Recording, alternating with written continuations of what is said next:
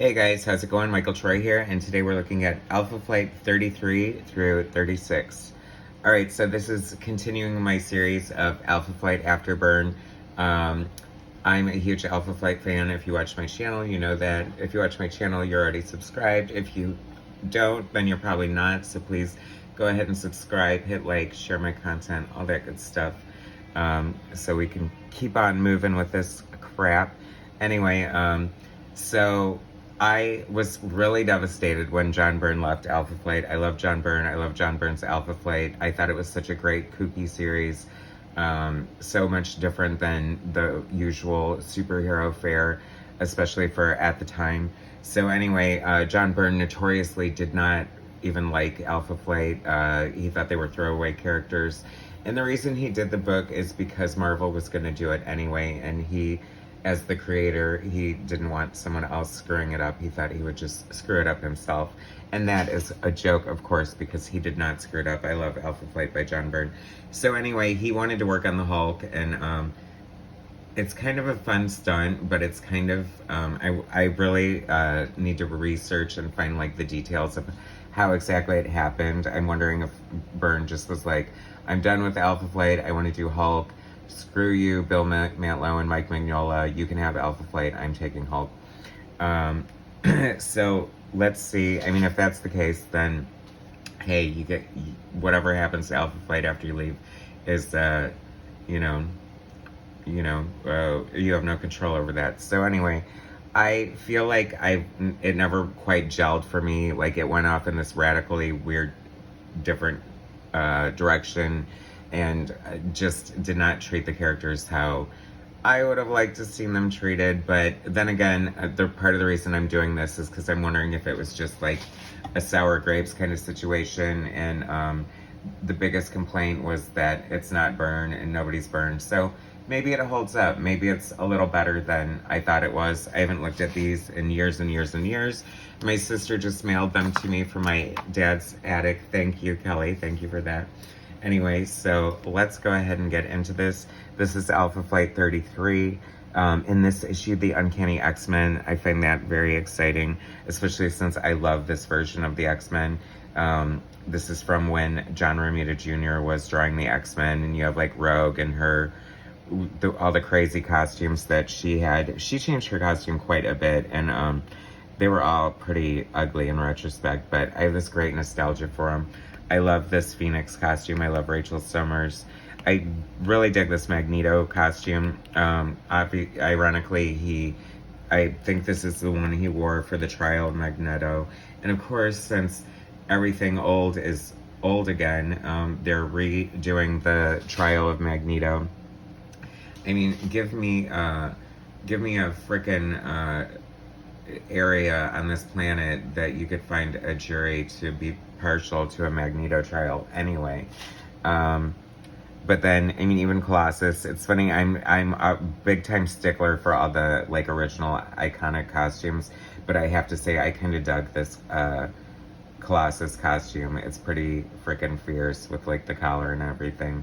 And then of course Shadowcat Kitty Pryde, and her name has never been more appropriate as she stands here in the back in the shadows. I have to say, like, there's a lot of characters going on here. If you know anything about Mike Mignola, he never really wanted to draw superhero comic books, so I can imagine this was probably a huge chore for him. And there's Mohawk Storm, love Mohawk Storm, Nightcrawler in his full glory, because he's the closest to a monster, and everyone knows that, or a demon, I should say. And everyone knows that Mike Mignola draws the best demons and monsters out there. And then, since I never really wanted Heather Hudson to be in the Guardian costume and be the leader of Alpha Flight, because I really felt like they just, like, completely crapped all over Mac, the original Guardian, and just, like, even John Byrne, like, what are you doing? You have, like, this really iconic-looking character with the best costume design in, like, almost ever. So I'm happy to see her shot and laying here on the cover. So let's move it. That was harsh, right? But this is a fun design. Unfortunately, Mike Mignola, like, I think he did like 4 or 5 issues. I don't know if he's coming back. He's still on the covers. But we have Bill Mantlo writing, Sal Buscema penciling, Gary Talayoc, inker, Jim Novak, letterer, Bob Sharon, colorist, and Carl Potts is editor, and Jim Shooter is still the chief at this point. This is the phase in comic books where it's funny, when they raised the prices to 75 cents, they also introduced this crappy flexographic printing, which you can see is like really muddy and kind of gross.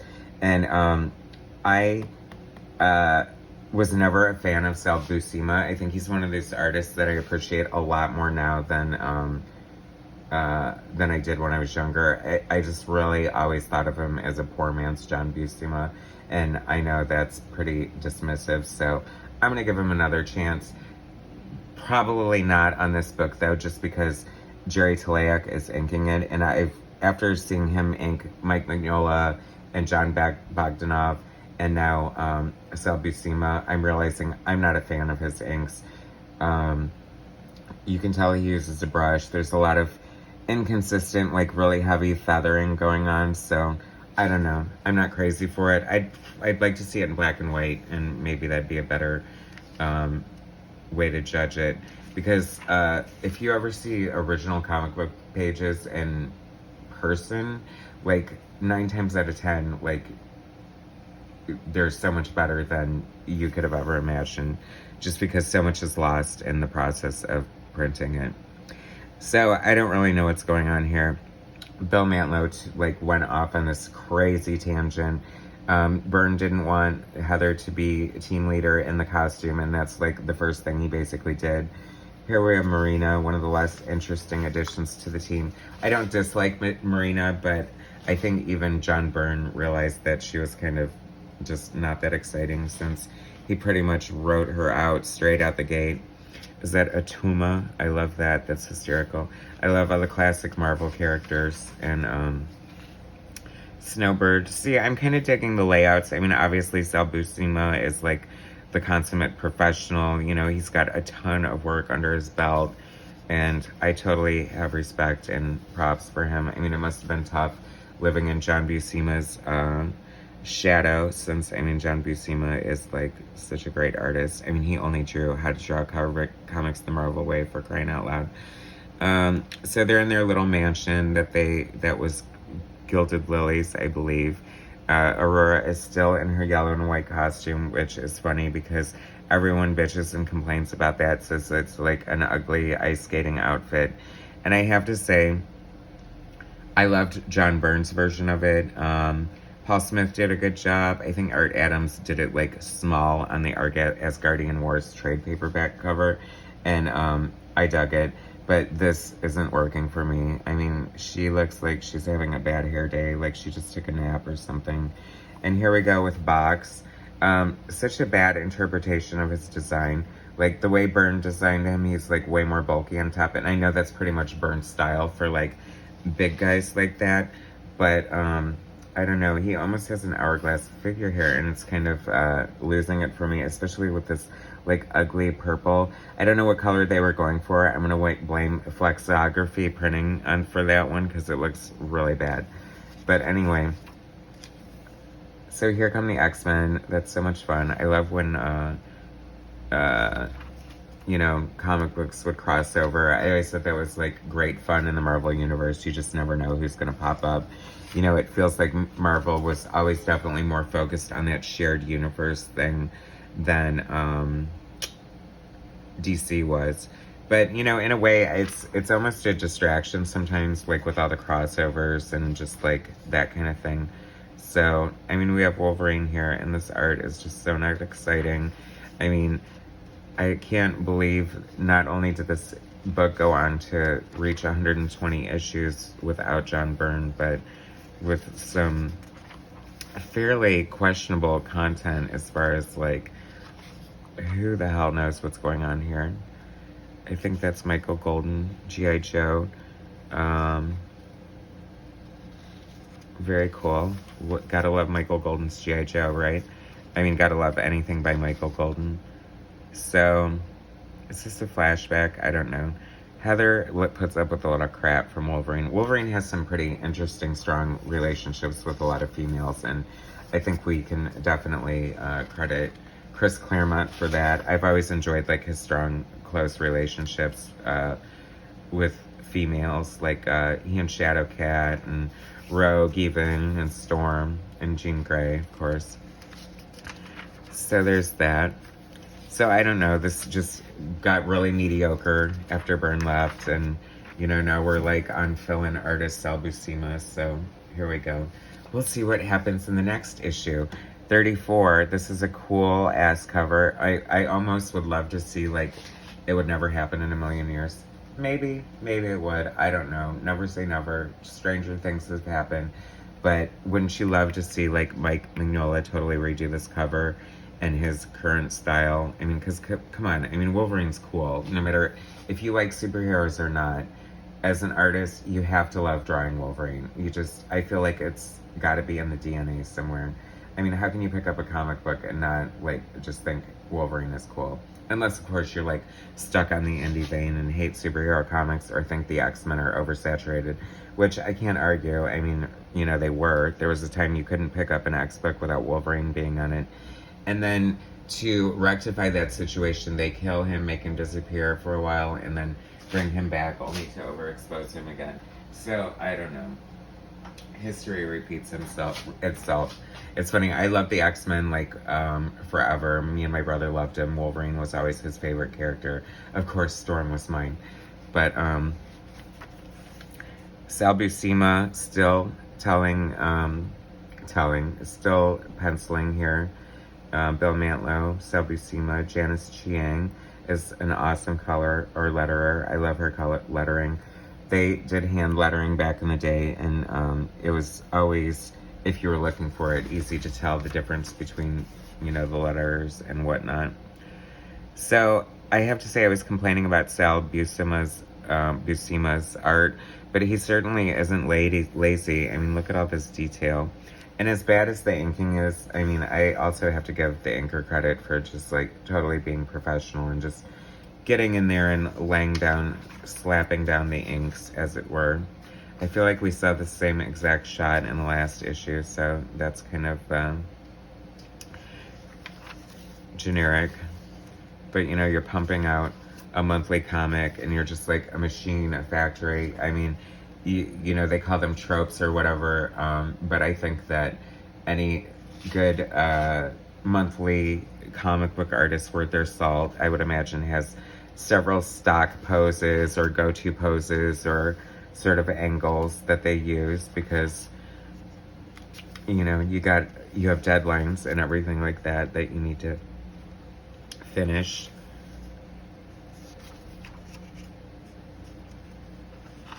I'm so torn on this art because, like, I want to like it because it's kind of fun and it's traditional superhero art, but it also is sort of not super aesthetically pleasing at the same time. Here's an ad for the New Universe. Like, what were they thinking with that? I've covered the New Universe, if you want to check out my channel and see some of that action. 1986. And here comes Marina again, and that weird fish ship. Which, come on, do you remember when it appeared first and John Byrne drew it? It was so freaking cool. And this is like, remember those Mad Balls or something? Like the ugly balls with the faces on them? It kind of looks like that to me. Last chance to subscribe at low 1985 prices. 75, but you'll pay only 50 cents a copy. See, I feel like they need to do like a new subscription thing. Since everybody's having everything delivered these days anyway, why not help support the industry? And, you know, like, I think I would be more, you know, it's like you rope people in if you make them buy a subscription. That's why they try to do it with, like, the streaming services and stuff. So I am much more likely to spend 50 cents an issue for a year of Alpha Flignt rather than pick it up religiously for 75 cents a month, knowing, like, what it is. You know what I mean? But, you know, hey, 50 cents an issue, not much of a risk reward there. Oh, here we go. So this is interesting. So I do remember now that David Ross took over as the penciler, and so it says, introducing Canada's own David Ross. I think it's kind of fun that they got a Canadian artist to draw Alpha Flight and kind of made a deal out of it. But once again, we still have Jerry Teleak on inks, and it just, it has a sort of sameness to me, the way he's inking it. But I don't know what kind of experience David Ross had before this. I know that I've never found him, like, super exciting. It's sort of, like, funny because I know it's because the inker is keeping it consistent, which is something that they actually liked back in the day because, you know, if a penciler leaves a book, they might be inclined to, like, keep the inker to sort of keep the aesthetic and the look and the feel of the book. It's funny, like, not really reading this or going into the story. Like, nothing really stands out as super exciting to me, and it feels like a bunch of the same. I mean, here we go again with that snowbird face that has gotten a lot of mileage out of that sort of look there. And it's kind of funny. I don't know, it's cracking me up because everything looks like super normal except for this, like, possessed demon chick strapped to the table. Poor Snowbird. I mean, have respect for your, like, godlike characters. I mean, she's so cool and so powerful, and I just love Snowbird. I always thought she was, like, super cool. But of course I love Alpha Flight, so I'm completely biased. In Aurora, you go Aurora, shooting her with the tranq gun. Usually Aurora is completely useless in a fight, so it's kind of nice to see her doing something good for a change. Shaman, cool. I think, see, that's what I would like too, if somebody, like, did a total, and of course that person could be me. I'm available, Marvel. I will treat Alpha Flight right. I would love to see these characters get their proper due. I know they're all completely ruined now because of their involvement in Captain Marvel and Gamma Flight, and I shouldn't say ruined, I should say occupied. I don't know. But I just love, like, I mean, I just feel like there's so many, like, so much potential for all the cool kinds of character arcs and stories you could do with, like, the Native American mysticism and things like that. I have to say, Dave Ross, like, props to you for drawing, like, all these great, like, landscapes and all this background and stuff. That's probably why he was hired, because as nice as it is to have, like, a great flashy style that everyone loves, if you can't tell a story or draw anatomy or draw backgrounds or draw pretty much everything, this is how an interview for a comic book artist would go. Hi, do you know how to draw everything? No, you're fired. Because you have to know how to draw everything, or at least believable things. Like, it has to look believable. It has to look, you know, you have to know how to draw cars and buildings. Unless, of course, you're certain artists who, you know, don't even draw backgrounds or anything like that. I'm not going to name names. I'm not going to trash anyone. We all know who they are.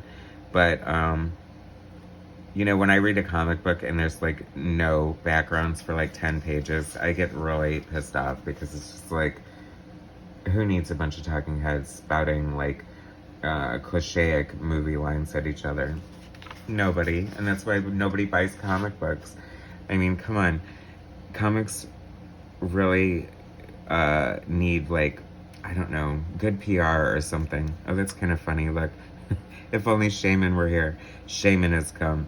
I have to say, that's a really cool costume design. I think I'm in support of that. Especially, I think, the way Mike Mignola drew it, and maybe we'll get to see that.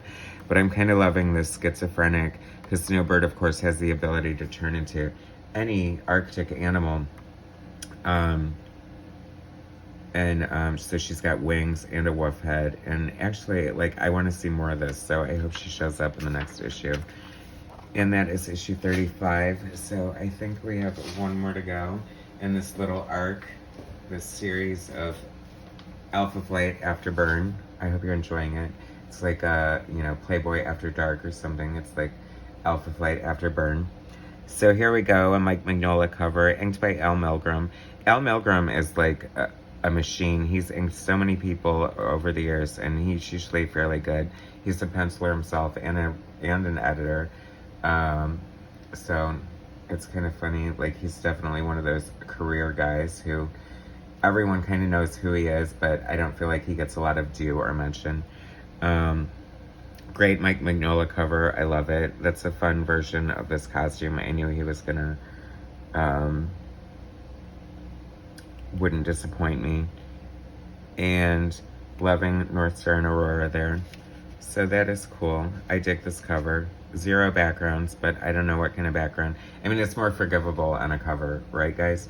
So in this issue, the Avengers and Doctor Strange.